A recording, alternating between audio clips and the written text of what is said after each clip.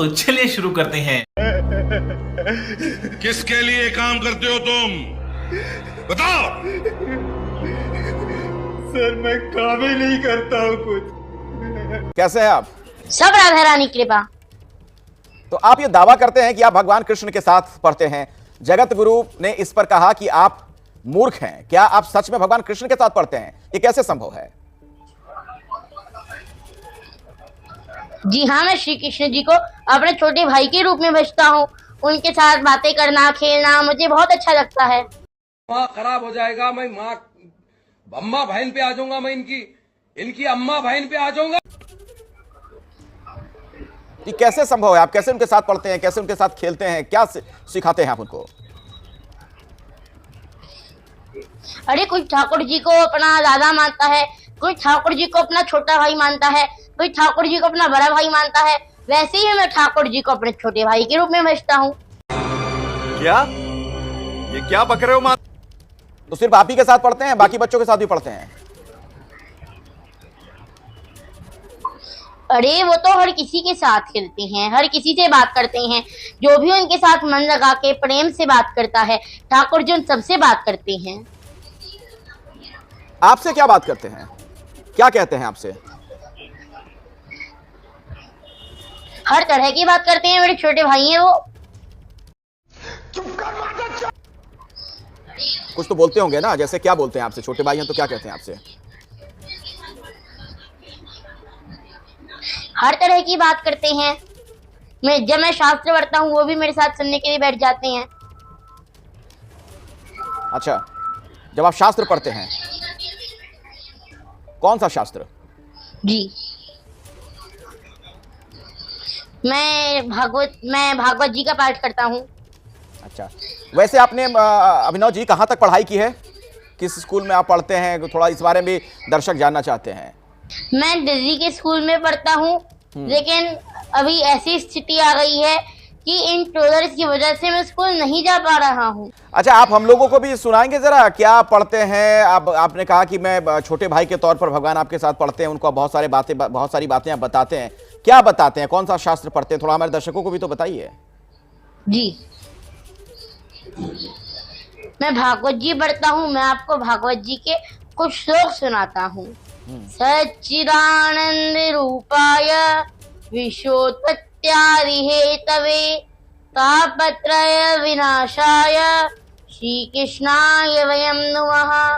वंशी विभूषित करान नवनीरदाभा पीताम्बरादनुनिबिम्ब फलाधरोष्ठा पूर्णेन्दु सुंदर मुखा दर्बिम्ब नेत्रात् कृष्णात् परं किमपि तत्त्वमहं न जाने। वंशी विभूषित करान नवनीरदाभा पीताम्बरादनुनिबिम्ब फलाधरोष्ठा पूर्णेन्दु सुंदर मुखा दर्बिम्ब नेत्रात् कृष्णात् परं किमपि तत्त्वमहं न जाने। जय जय श्री राधा रमण, जय जय नवल किशोर, जय गोपी चित चोर प्रभु, जय जय माखन चोर। अच्छा अभिनव जी, एक बात बताइए कि रामभद्राचार्य जी के मंच पर आपके साथ क्या हुआ था उस दिन? क्यों वो नाराज हो गए आपसे? पूरी कहानी क्या है इसकी? देखिए, इंदेश महाराज जी के यहाँ श्री रामभद्राचार्य जी की कथा थी, तो मुझे तब 8-9 साल का था तब। मैं वो वीडियो 1-1.5 साल पुराना है, 2023 का है। और वो वीडियो परसों प्रतापगढ़ का बताया जा रहा है, जो कि झूठ है। और वहां पर उस समय जब मुझे मंच की गरिमा नहीं पता थी, तो मैंने वहां पर राम जी के नाम का जयकारा लगा दिया था, जो कि जिससे मंच की गरिमा भंग हो गई थी। और अब मैं मंच में ऐसे नहीं करता।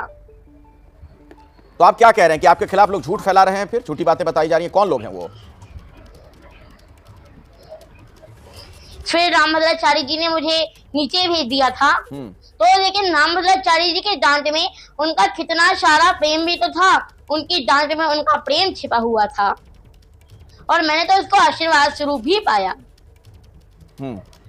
सोशल मीडिया पर आपको लेकर कई वीडियो इन दिनों वायरल हैं, उसमें कई तरह की बातें कही जा रही हैं। एक वीडियो में हम लोगों ने देखा कि कोई आपसे पूछ रहा है कि किस क्लास में आप पढ़ाई करते हो, तो आपने उस पर कुछ जवाब नहीं दिया, आप चुप हो गए। क्या इस तरीके के वाक्य आपके साथ हो रहे हैं? लोग इस तरह से आपसे बातचीत करते हैं? मुझे आपकी आवाज क्लियर नहीं आई, आप एक बार रिपीट कीजिए। मैं ये कह रहा हूं कि सोशल मीडिया पर इन दिनों आपसे जुड़े हुए कई वीडियो वायरल हैं, बहुत ज्यादा चर्चा में है, सुर्खियों में है। उनमें से एक वीडियो मैंने ऐसा देखा जिसमें आपके बगल से गुजरता हुआ कोई शख्स आपसे कह रहा है कि किस क्लास में आप पढ़ाई करते हो, पढ़ने के लिए स्कूल क्यों नहीं जाते हो, ये सब काम आप क्यों कर रहे हो? वो वीडियो वृंदावन होली के टाइम का है, और तब मुझे कोई बोल के निकल गया कि आप स्कूल नहीं गए, और आपको सच बताओ, आप मानेंगे नहीं, मैंने वो सुना भी नहीं था।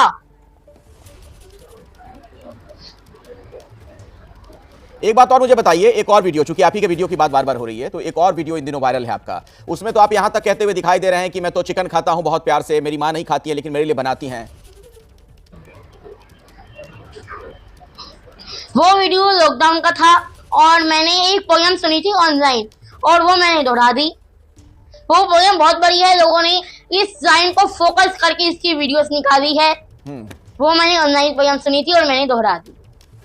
अच्छा, तो ये जो आप अभी काम कर रहे हैं, शास्त्र पढ़ने की बात आप कहते हैं, या फिर आपने कहा कि मैं शास्त्र दूसरों को भी सुनाता हूं, भगवान कृष्ण को ही सुनाने की बात आप कह रहे हैं, उनके बाल स्वरूप को, तो उससे क्या आपकी पढ़ाई लिखाई में बाधा उत्पन्न नहीं होती है? क्या आपको नहीं लगता कि आपको अभी और ज्यादा पढ़ाई करनी चाहिए और ज्यादा ज्ञान अर्जित करना चाहिए, उसके बाद लोगों का आप मार्गदर्शन करें?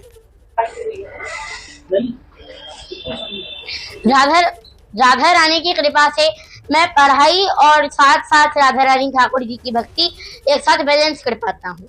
नहीं, तो बहुत अच्छी बात है, भक्ति करनी चाहिए, भक्ति में कोई दिक्कत नहीं है, और इस तरफ आपका झुकाव है इतने कम उम्र में, ये बहुत अच्छी बात है, आपकी इतनी बड़ी उपलब्धि है। तो कहां तक पढ़ाई की है आपने वैसे? और रही बात उसकी, मैं शुद्ध शाकाहारी हूँ, मैं प्याज लहसुन भी नहीं खाता, मैं सात्विक भोजन ही पाता हूँ। आपको क्लियर कर दूं। जी जी, तो आपने कहां तक पढ़ाई की अभिनव जी?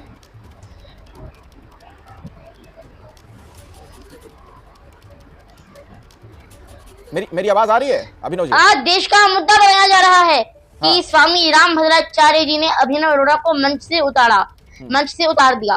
तो अगर गुरु ने डांट भी दिया तो उसमें देश का सबसे बड़ा मुद्दा बनाने वाली क्या बात हो गई?